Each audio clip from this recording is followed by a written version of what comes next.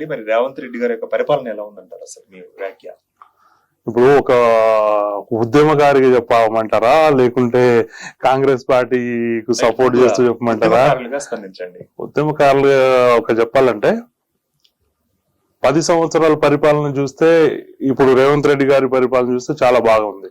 ఎందుకంటే ఏ ప్రభుత్వానికైనా కొంత సమయం ఇవ్వాల్సిన అవసరం ఉంది. కానీ ఇక్కడ రేవంత్ రెడ్డి గారికి సమయం ఇచ్చే అవసరం లేకుండే, కానీ మిగులు బడ్జెట్ ఉన్న తెలంగాణ రాష్ట్రానికి ఏదైతే 10 సంవత్సరాలు పరిపాలించి కేసీఆర్ సర్వనాశనం పట్టించి అప్పులు పాలు చేసింది కదా, ఆ అప్పుల పాలతో రేవంత్ రెడ్డి గవర్నమెంట్ ఆ స్థాయికి పోతలేదు ప్రస్తుతానికి. కానీ ఆయన పైసలు లేకున్నా కూడా పరిపాలన మాత్రం చాలా బాగానే జరుగుతుంది. ఏదైతే వాళ్ళు 6 గ్యారంటీలు అన్నారు, ముందుగా మహిళలకు బస్సు ఫ్రీ, దేశంలో అద్భుతమైన ప్రోగ్రాం ఒకటి. కానీ ఆ మహిళలకు బస్సు ఫ్రీ అని రేవంత్ రెడ్డి గారు ఇస్తే ఆపోజిషన్ వాళ్ళు కనీసం అసెంబ్లీలో రాని వాళ్ళు కూడా దాని మీద కూడా ట్రోల్ చేస్తూ ఆడపడుచులను అగౌరవపరుస్తూ ఏదో విధంగా కేటీఆర్ గారు మాట్లాడింటున్నారు. అంటే మీరు చూడండి, సబితా ఇంద్రారెడ్డి గారికి అసెంబ్లీలో అసలు అవమానమే జరగలేదు.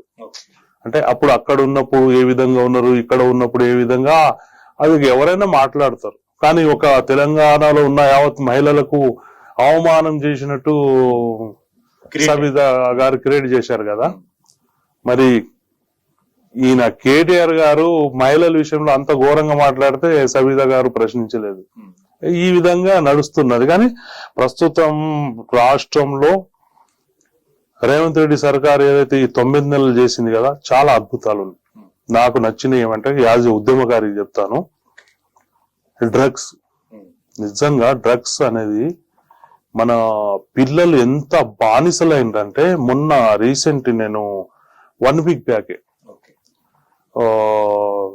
బార్కస్ ఏరియా నుంచి వస్తున్నాను. మైనర్ పిల్లలు 12 సంవత్సరాలు 13 సంవత్సరాల పిల్లలు ఉంటారు. యాక్టివా మీద కూర్చొని 4 పిల్లలు యాక్టివా మీద కూర్చొని సిగరెట్ ఆయన మూట నడుపుకుంటా షేర్ చేస్తుందంటే ఎంత ఘోరంగా నడుస్తుంది.